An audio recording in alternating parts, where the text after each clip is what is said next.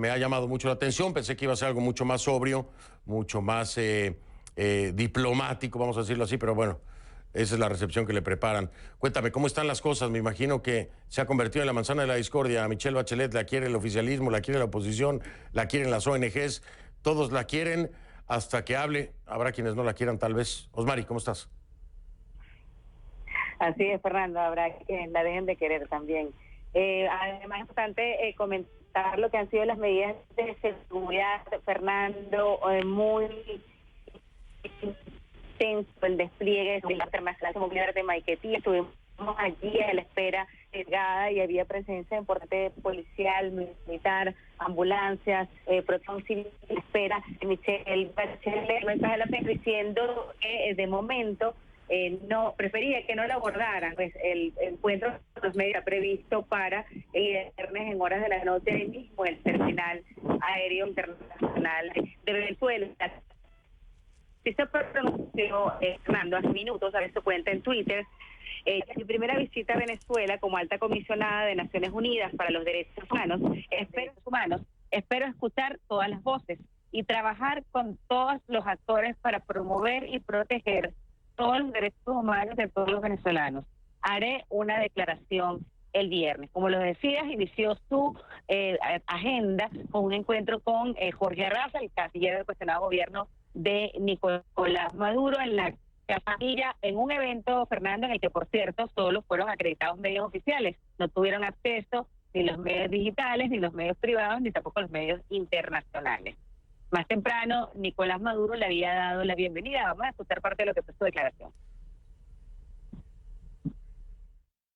Le doy la bienvenida a nombre de todo el pueblo de Venezuela, de las venezolanas y venezolanas, a la doctora Michelle Bachelet, expresidenta de Chile y alta comisionada de Derechos Humanos.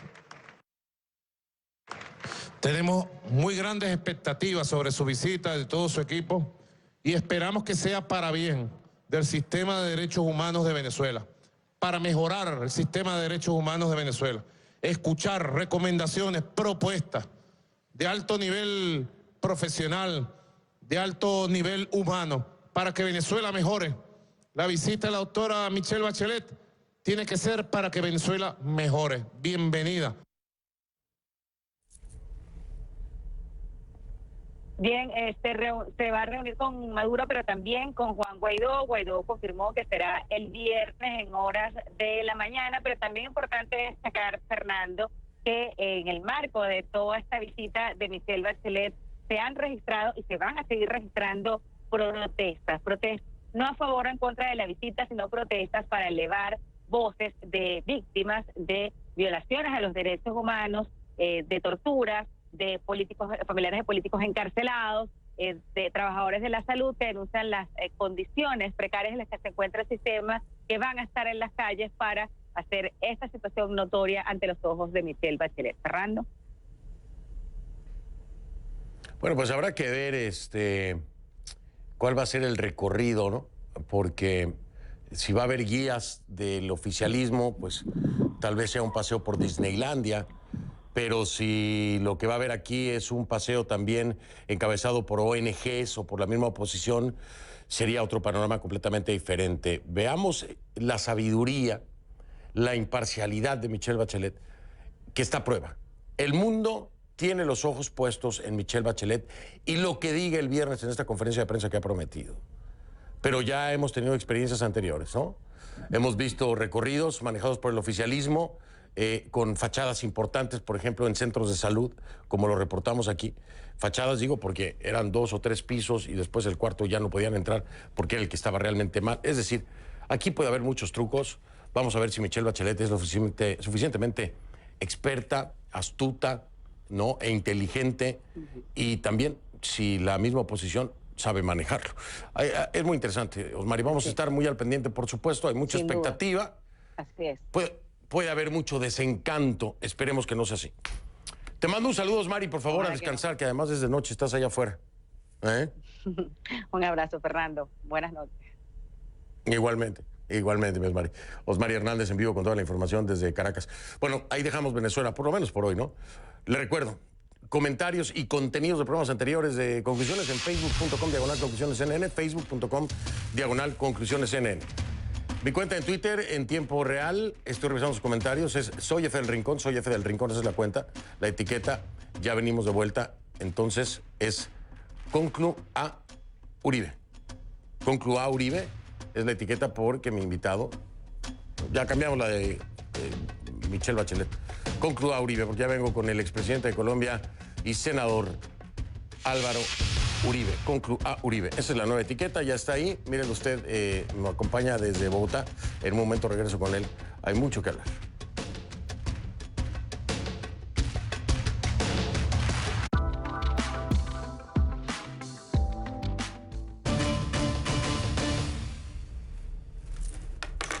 Le pido que a partir de este momento me acompañe utilizando la etiqueta numeral Conclu A Uribe de Álvaro Uribe.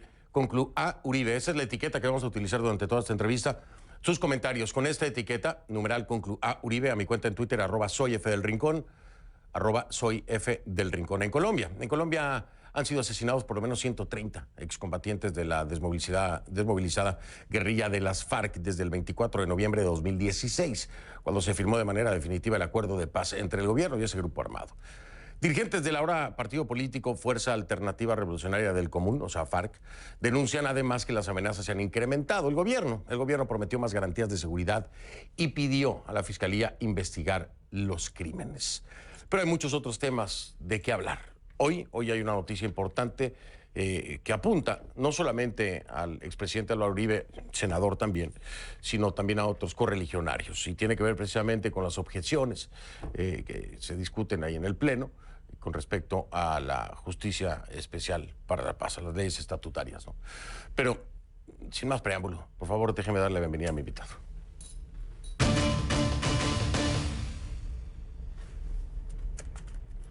Le doy la bienvenida entonces a Álvaro Uribe Vélez, expresidente de Colombia, actual senador y líder del Partido Centro Democrático, que me acompaña en vivo desde Bogotá. Como siempre, un placer que nos acompañe y agradecerle su tiempo y confianza para este programa y un servidor.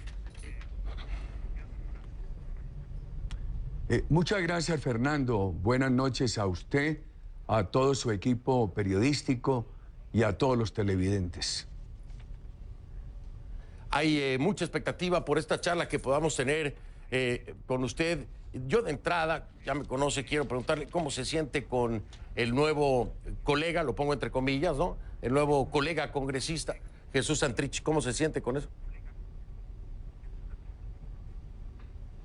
Bueno, Fernando, mire, nosotros siempre estuvimos en desacuerdo que personas responsables de delitos atroces pudieran ser elegidos. Además, la impunidad total, porque los responsables de delitos atroces, en este caso, no han ido ni irán un solo día a la cárcel. Y esa impunidad total es generadora de nuevas violencias. Hemos respetado los congresistas que hay allí, que llegaron a pesar de las promesas incumplidas del anterior gobierno, que dijo que los responsables de delitos atroces no tendrían cárcel, no la tuvieron, que no les regalarían curules, y están allí independientemente, a pesar de que no tienen los votos, ni siquiera han cumplido unas penas alternativas irrisorias, como unos años de restricción de vivienda y de movilidad. A pesar de eso, nosotros hemos respetado, tenemos respeto por estas personas en el Congreso de la República. El caso Jesús Santrich es aparte, porque en el caso de él hay una violación nuevamente de la... Hay unos delitos nuevos, un delito de narcotráfico después de esa firma del acuerdo del 1 de diciembre de 2016. Entonces, este señor debería estar extraditado, debería estar en la cárcel, no debería estar en el Congreso.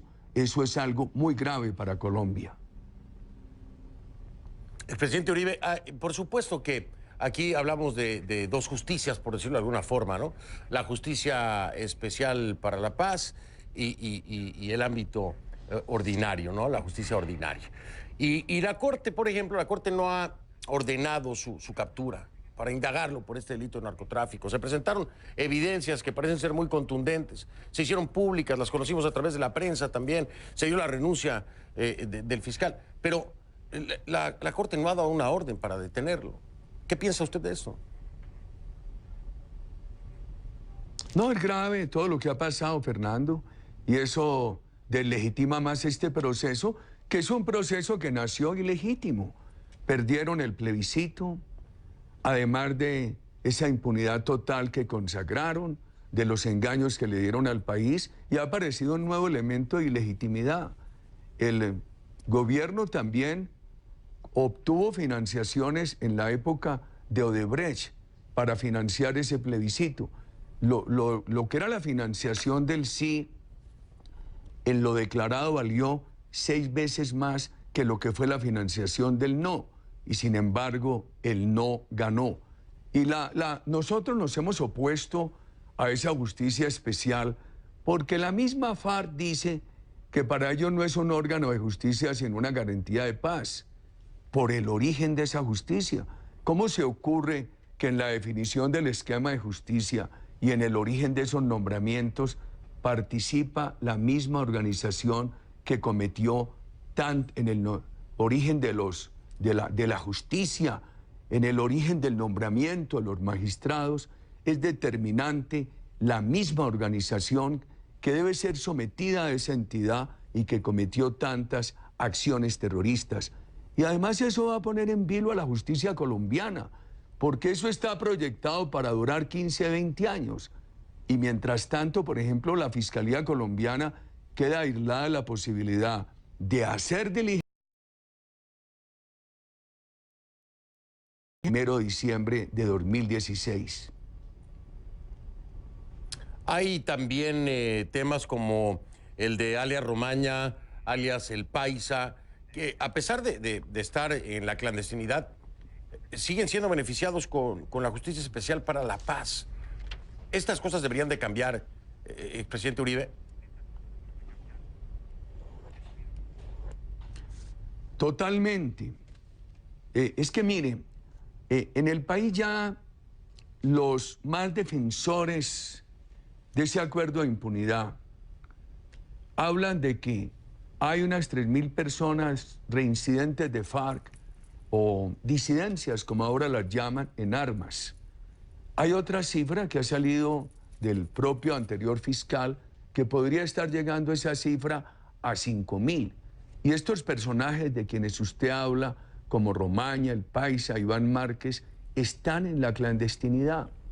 Yo creo que sobre ello lo que debe pesar ya es una orden de captura y una persecución implacable. Confiamos que en algún momento el presidente Iván Duque lo haga. La presión para el presidente Iván Duque. Bueno, más adelantito hablamos de eso porque hacía referencia Jaramillo, Sergio Jaramillo, hacía referencia a que, bueno, de una vez se lo pregunto para hilar con su respuesta. Usted ha escuchado, me imagino, todas las declaraciones que hizo el exalto comisionado para la paz, Sergio Jaramillo. Y él hablaba precisamente de que el gobierno, él dice, ¿no?, que el gobierno del presidente Duque hace un esfuerzo por lograr cuadrar todo este tema de la Justicia Especial para la Paz y las leyes estatutarias, en fin. Pero que desde el frente del partido en el Congreso, en el Legislativo, hay voces radicales que le impiden poder avanzar o que le entorpecen el avance o que echan para atrás cualquier intento. No lo dice directamente de usted, pero podemos pensar en que sea una deferencia hacia su persona. En todo caso, jugaría, en el planteamiento de Jaramillo, jugaría el propio partido en contra del gobierno de Duque. ¿Qué responde usted a esto que dijo Jaramillo? El partido lo único que hace es apoyar al presidente Duque, de quien nos sentimos muy orgullosos por su integridad, su respetabilidad internacional, la buena orientación de Colombia en el plan de desarrollo, los estímulos a la inversión, la política de equidad. Por primera vez Colombia está cumpliendo con la meta de tener más del 5% del producto en el presupuesto de educación. El presidente Duque es un ejemplo en la lucha contra la corrupción. Él y su gobierno dan un gran ejemplo de transparencia. Lo primero que hace el partido es darle todo el apoyo a este buen cambio para Colombia que encarna el presidente Duque. Pero mire esta cifra. El gobierno anterior dejó a Colombia en una situación económica muy difícil.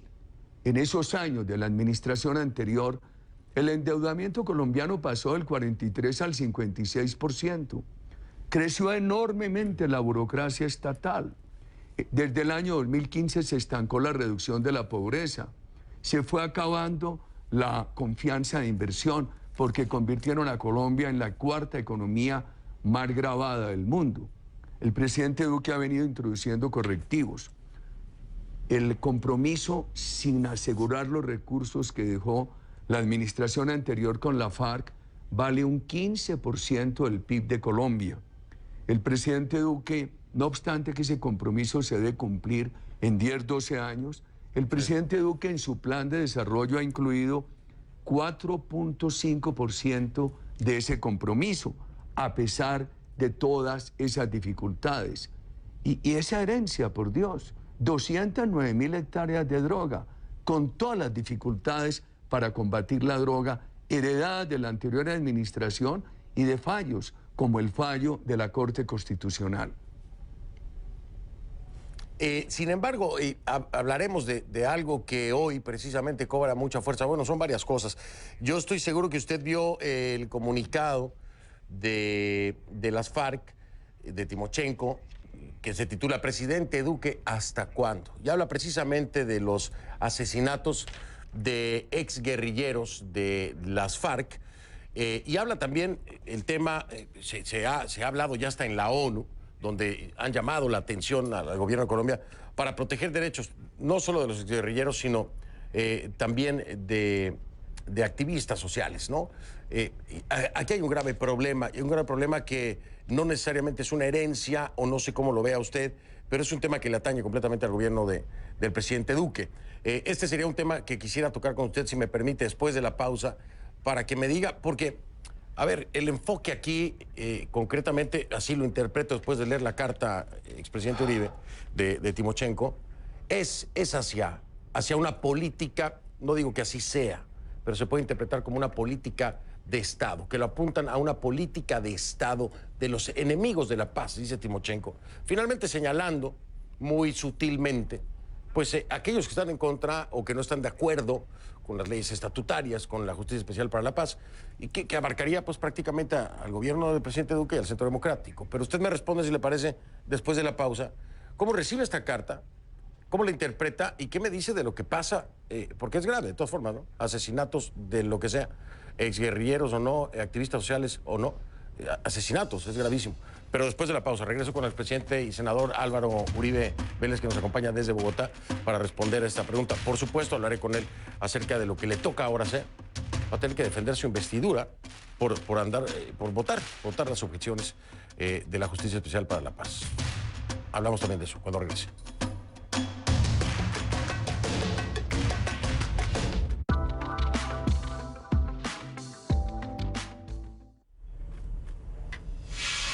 Aquí en Estados Unidos, el director interno de ICE, el Servicio de Control de Inmigración y Aduanas, confirmó que planea operaciones contra inmigrantes con órdenes de deportación. Mark Morgan no aclaró si este anuncio tiene relación con el tuit del presidente Trump del lunes, cuando aseguró que millones de inmigrantes comenzarían a ser deportados la semana próxima. Pero bueno, ICE dice, sí vienen operativos. ¿Son millones, como dice Trump, o no tiene nada que ver una cosa con la otra? Esa es la duda.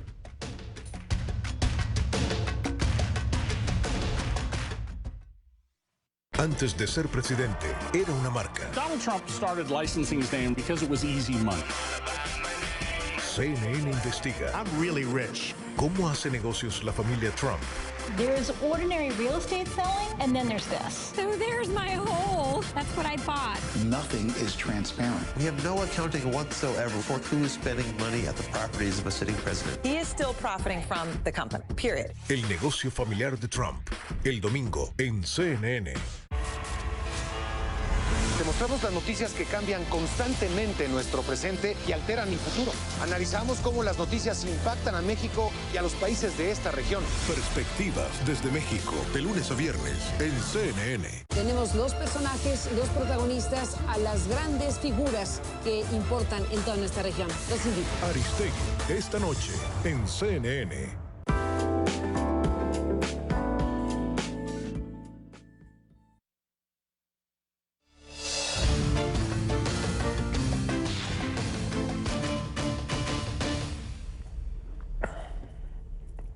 De vuelta con Álvaro Uribe, expresidente de Colombia y actual senador y líder del Partido Centro Democrático, en vivo desde Bogotá. Le decía yo, expresidente Uribe, esa carta de Timochenko, presidente Duque, ¿hasta cuándo? Refiriéndose a los asesinatos de exguerrilleros. También, por otra parte, la ONU llama la atención al gobierno de Colombia para que proteja derechos de excombatientes. También el tema de los asesinatos de líderes sociales. ¿Qué responde a eso? Hay una importante responsabilidad por parte del gobierno del presidente Duque, ¿correcto? ¿O no lo ven así ustedes? Fernando, primero, no se puede prescindir de la herencia que recibe el presidente Duque. Es una herencia de un Estado con una alta peligrosidad criminal. ¿Por qué? 209.000 hectáreas de coca. Eso alimenta toda la criminalidad. Hoy se habla en fuentes oficiales entre 3.000 y 5.000 disidentes en armas de FARC. El ELN, que en 2010 tenía 1.800 personas, grupo terrorista, entre Venezuela y Colombia tiene 15.000. Las bandas criminales, que en 2010 tenían 2.400, 2.700 personas, hoy pueden sumar 20.000. Entonces, primero hay que ver ese marco de criminalidad que el gobierno Duque recibió. Segundo, el asesinato de líderes sociales. Veámoslo. El país tiene más de 6 millones de líderes sociales. Es que solamente en el movimiento comunal hay cerca de 5 millones de líderes sociales. Al final del gobierno Santos asesinaron 281. En el gobierno Duque han asesinado 60. El presidente y su gobierno han estado con todo el empeño buscando frenar el crimen. La meta del presidente es cero crimen de líderes sociales, cero crímenes de desmovilizados. Hasta el momento han esclarecido 165 casos, el 53%. Y dice los órganos de investigación y de justicia que esos crímenes han sido cometidos por disidencias FARC, ELN, bandas criminales, otra criminalidad. De la guerrilla, han sido desde la firma del acuerdo asesinados 135, este año 25. Pero mire el esfuerzo del presidente Duque. Hoy hay 4.487 personas de la guerrilla, de la exguerrilla, que están recibiendo especial protección del Estado. Y el ejército y la policía, además, cuidan lo que se llaman los espacios territoriales donde se ubicaron, a pesar de las dudas, porque la Fiscalía ha informado que el 80% de quienes se ubicaron en esos espacios territoriales, desmovilizados ubicados, no están allí. Y ha habido acusaciones de que en algunos de esos espacios han sido utilizados para guardar armas y también para guardar droga. No generalizo, algunos de esos espacios. Entonces, el presidente Duque está haciendo un enorme esfuerzo por protección de líderes sociales, por protección de desmovilizados de FARC. El presidente Duque ha dicho con toda claridad, nada justifica un solo crimen. Y estoy completamente de acuerdo con usted. Y estas cifras son muy importantes, como lo decía usted, para dar el contexto y entenderlo.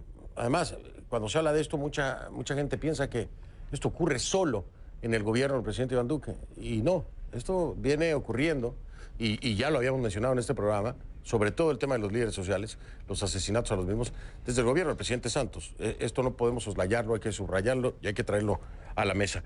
Oiga, está en una encrucijada otra vez, expresidente Uribe, porque parece que ahora, bueno, no parece, tendrá que defender su investidura por votar precisamente las objeciones a la JEP, porque bueno, se habían declarado impedidos precisamente para hacerlo durante los debates de la norma en 2017. Y bueno, pues ahora hay ya un procedimiento legal precisamente en torno a su investidura por este tema. A ver, explíqueme, ¿qué pasó, expresidente Uribe? Porque conscientes estaban, ¿no? Sin embargo, decidieron después dar el paso a sabiendas de este riesgo. Sí, Fernando, pero déjeme hacerle una anotación sobre el tema anterior. Asesinatos, gobierno previo al presidente Duque, asesinatos durante el gobierno del presidente Duque. Hay una gran diferencia. Durante el gobierno del presidente Duque todo sale a la luz pública. El presidente lo enfrenta. La política del gobierno anterior era tapen, tapen, tapen. Todo era hablar de paz y desconocer una realidad criminal y de violencia. Segundo, esta nueva demanda contra la investidura de senador. Miren, nosotros no votamos la referendación en el Congreso de los acuerdos FARC por la ilegitimidad. Esos acuerdos ilegítimos que desconocieron el resultado del plebiscito en el cual ganó el no. Ahora aparece otro factor de ilegitimidad que es una cofinanciación de Odebrecht a la financiación de la campaña del sí, etc. Y cuando en 2017 se votaba esa ley, pues yo también me declaré impedido. ¿Por qué? Más por pudor que por razones, por circunstancia de ser expresidente, por mi batalla contra la criminalidad, que algo mejoró este país, algo mejor quedó en el 2010 cuando nosotros terminamos el gobierno, algo mejor quedó en seguridad, en inversión, en política social. ¿Qué pasó después de ese impedimento? La Corte Constitucional produjo una sentencia en la cual dice que los expresidentes de la República quedan excluidos de la JEP. Entonces hay un hecho clarísimo, sobreviniente, y eso nos llevó a considerar que podíamos participar, en mi caso, que podía participar en el debate. Sin embargo, en la misma sesión en la cual se iniciaba la discusión de las objeciones, pedimos que se regresara al inicio de la sesión y presenté el impedimento y me lo negaron, lo cual me habilitaba para poder participar en la discusión.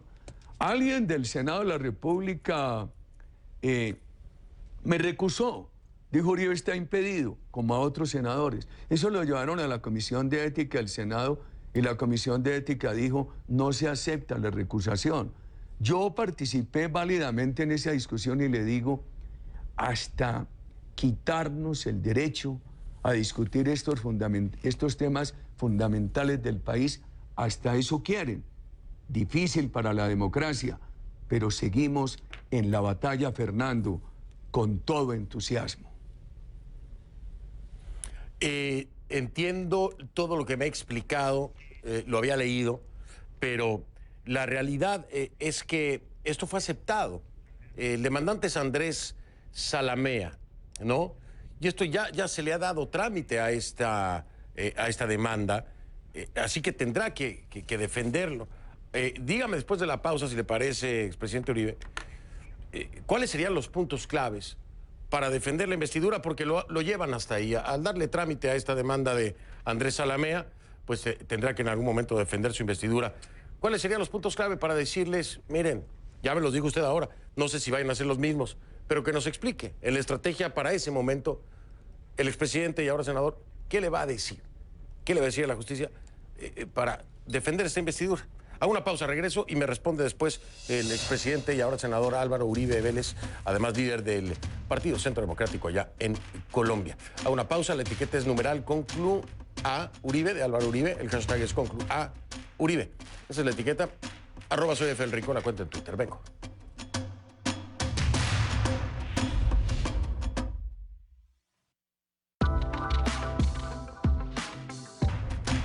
De vuelta con el expresidente de Colombia, Álvaro Uribe, actual líder del Partido Centro Democrático y senador, obviamente, en el Senado en vivo desde Bogotá.